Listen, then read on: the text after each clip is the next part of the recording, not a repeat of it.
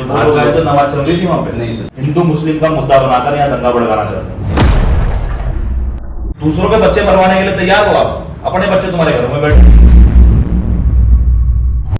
एक मंडी में कुछ लोग पहुंचते हैं और शोएब नाम का लड़का है जिसको कहते हैं भाई तूने कान में बाली पहनी है और तू यहाँ नमाज पढ़ा रहा है।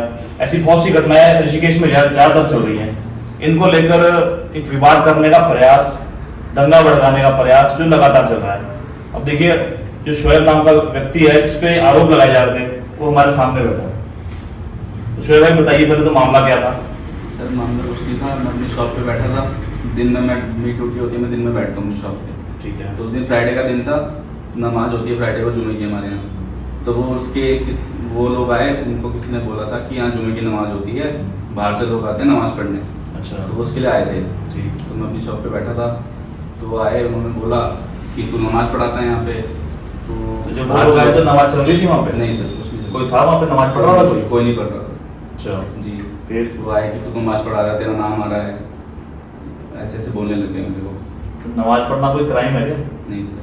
जब नमाज पढ़ते हैं तो नमाज पढ़ते समय क्या किसी धर्म को गाली देते हैं? नहीं सर। भला बुरा बोलते हैं किसी नहीं से? सर। क्या होता है नमाज में? हम अपनी इबादत करते हैं नमाज में, अपनी जो हमारी प्रेयर होती है वो करते हैं। अच्छा जी। और एक वो ये भी बार बार कह रहे थे कि आपने कान में बाली डाली हुई है। जी। तो ये किसी क्राइम की श्रेणी में? नहीं सर। आपके धर्म में इसको बुरा मानते हैं? नहीं सर। तो वो जो वहाँ पे वो ज्ञान दे रहे थे कि भाई आपके धर्म में ये हराम है, क्या हराम है ये? नहीं सर, ऐसा कहीं नहीं लिखा है कि हराम है। ऐसा नहीं है ना नहीं कहीं? सर। अगर ये आपके धर्म में हराम होगा भी जी। तो ये आपके धर्म वाले बोलेंगे ना? जी सर। आपके मौलवी बोलेंगे या आपके जो धर्म के बड़े मुखिया होंगे वो इस चीज को बोलेंगे भाई आप गलत कर रहे हो, या उसका ठेका भी इनके पास है। नहीं सर। ऐसा नहीं है ना। फिर और घटनाएं जैसे आपको बता रहे हैं भी आप अंदर नमाज पढ़ा रहे हो, आपने पढ़ाई कभी वहाँ पे नमाज नमाज? सर। खुद पढ़ते हो? नहीं। क्यों नहीं पढ़ते? ये गलती है आपकी। घर पे पढ़ते सर ज़्यादातर। जहाँ पे भी समय मिलता है नमाज वहाँ पढ़नी चाहिए। 5 वक्त का नमाजी होता है ना व्यक्ति, आप पढ़ते हो? सर घर पे पढ़ते हैं। वहाँ पे पढ़ते हैं ना नमाज। तो नमाज पढ़ना कोई क्राइम नहीं। ऐसा अभी तक कोई लॉ नहीं है जिसने कहा हो कि भाई आप यहाँ नमाज नहीं पढ़ सकते। अगर ऐसी कोई समस्या वाली बात है, मान लो ये जो हिंदू संगठन के लोग हैं, तो उनको तो चाहिए कि वो जाके मुखिया को बोले, प्रदेश के मुखिया को, जी। मुख्यमंत्री को जाके बोले जी यहाँ नमाज नहीं होनी चाहिए, जी। तो नमाज बंद हो जाएगी। लेकिन ऐसा कुछ नहीं है ना। नहीं। आपके पास कोई नोटिफिकेशन सरकार से आया? नहीं सर। कोई कानून ने कोई आपको बोला कि आप नहीं पढ़ेंगे? नहीं सर। फिर आप डरते किस चीज से हो? आप तो जो नमाज पढ़ते हैं खुल के पढ़ो नमाज, उसमें डरने वाली कोई बात नहीं है। अब हम सिख धर्म से हैं, हम अपनी पूजा पाठ शरेआम करते हैं, जहाँ दिल करता है वहाँ करते हैं। अब हिंदू धर्म में जिसने जागरण करना है या किसने और कार्यक्रम करना है वो शरेआम करते हैं। जब हम अपने धर्म में कोई प्रोग्राम करते हैं, अगर मैं अपने घर पे पूजा पाठ करवाऊँ तो मेरे रिश्तेदार आएंगे ना दूर से, आएंगे तो यही पाठ करेंगे मेरे घर पर ही, या पड़ोसी क्या जाके करेंगे? यही करेंगे ना। ऐसी हिंदू धर्म में भी अगर कोई जागरण करा रहा है, कोई चौकी माता की चौकी या कोई और कार्यक्रम करा रहा है, तो रिश्तेदार आएंगे तो कहाँ पाठ करेंगे? उनके घर पे करेंगे ना, या पड़ोसी घर जाएंगे? तो ऐसे अगर मुसलमान धर्म में अगर नमाज पढ़ने का प्रोसेस है और जुम्मे की नमाज भी पढ़ रहा है, तो आप ही के आने तो पढ़ेंगे, तो रिश्तेदार आते कहाँ पढ़ेगा? नहीं पढ़ेगा ना। कोई ना मस्जिद है ना कुछ है, इसलिए हमने मस्जिद बना रखा है नमाज का थोड़ा सा। हाँ तो कोई बात नहीं, नमाज पढ़नी चाहिए, नमाज पढ़ना कोई गुनाह नहीं है। जैसा अभी आपने देखा होगा एक यहाँ पे लोग गए थे जहाँ पे कुछ लोग अंदर नमाज पढ़ रहे थे। जी। भरत बिहार, वो फ्राइडे को ही उसी दिन गए थे वो, मैं हमारे यहाँ आने से पहले। अच्छा, आपके यहाँ जब वो घुसे तो उनके पास कैमरे थे? जी। उनके साथ वो भी थे, क्या नाम है, मीडिया वाले? जी, मीडिया वाले। उन्होंने आपसे कुछ पूछताछ करी जी। मीडिया वालों ने? वो वही मैटर में पूछ रहे थे कि यहाँ नमाज कौन तुम पढ़ा रहे हो, ये वो, मतलब उनके पक्ष से बोल रहे थे, मेरा सुन ही नहीं रहा था कोई। अच्छा, आपका पक्ष सुन नहीं रहे थे, मतलब एक पक्षीय बातचीत चल रही थी उन्हीं की तरफ से। मीडिया की तरफ से भी। तो आपने मीडिया को बोला नहीं कि भाई मेरी बात तो सुन लो, मैं क्या कहना चाह रहा हूँ? सर वो सब एक साथ भीड़ में, बहुत सारे भीड़ थी, मैं अकेला था वहाँ पे। तो किसी ने हाथापाई भी करी आपके साथ? हाँ सर, मारा है मुझे दुकान के अंदर। अच्छा, आप हाँ जी। पहचानते हो उसको जिसने मारा है? हाँ जी, वीडियो है सर मेरे पे। तहरीर दिया आपने कोई?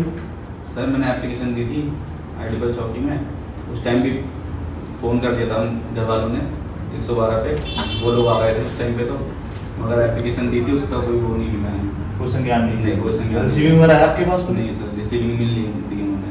आपने मांगी थी उनसे? मांगी थी, वो एप्लीकेशन वापस कर दी उन्होंने। तो रिसीविंग नहीं दिया? नहीं सर, कोई कार्रवाई नहीं? कोई कार्रवाई नहीं। कानून के दायरे में रह के ही लड़ना है, और ये लड़ाई वही वाली है जी। क्योंकि कुछ लोग जो है हिंदू मुस्लिम का मुद्दा बनाकर यहाँ दंगा भड़काना चाहते हैं। जी। नमाज पढ़ता हुआ मुसलमान दिख गया, गंगा नदी में मलमूत्र जा रहा है, वो बिल्कुल नहीं दिख रहा। यहाँ से चले जाते हो क्योंकि यहाँ आपको दिखता है कमजोर कड़ी है कि डरा लो, धमका लो, दबा लो, यही फंडा आप चला रहे हैं।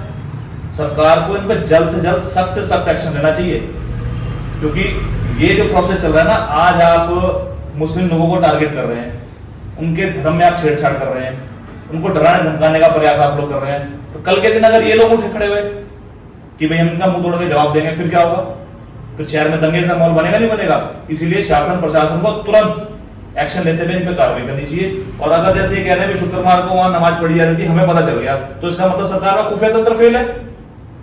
सरकार को नहीं पता चल रहा कि शहर में क्या हो रहा क्या नहीं हो रहा, एलआई को नहीं पता चल रहा, इनको पता चल जा रहा है। इसलिए ये जो हरकतें हो रही हैं गलत हो रही हैं, क्योंकि जो इन्होंने चंद्रेश्वर नगर में भी जो आरोप लगाया था कि यहाँ पे नमाज पढ़ी जा रही है, भारी तादाद में मुस्लिम आ गए हैं, इनके हाथ में कैमरे थे, कैमरे लेके अपने घरों में घुसे थे, तो वहां तो एक भी व्यक्ति दिखाई नहीं दिया नमाज पढ़ता हुआ। तो कहाँ वो आसमान में उड़ गए या अंडरग्राउंड हो गए उसी समय जो दिखाई नहीं दिए? तो ये झूठा जो प्रपंच रच रहे हैं सिर्फ नेतागिरी के लिए। और एक चीज और बता दूं मैं इसमें, ये सारा प्रोसेस किया जाता है अपना चेहरा चमकाने के लिए और पैसा इकट्ठा करने के लिए। कई युवाओं के पैसे मैंने वापस कराए खुद, मैं उसके प्रमाण दे सकता हूँ। मुस्लिम युवकों को डरा धमकाकर समझौते के नाम से उनसे पैसे ऐंठ लिए जाते हैं।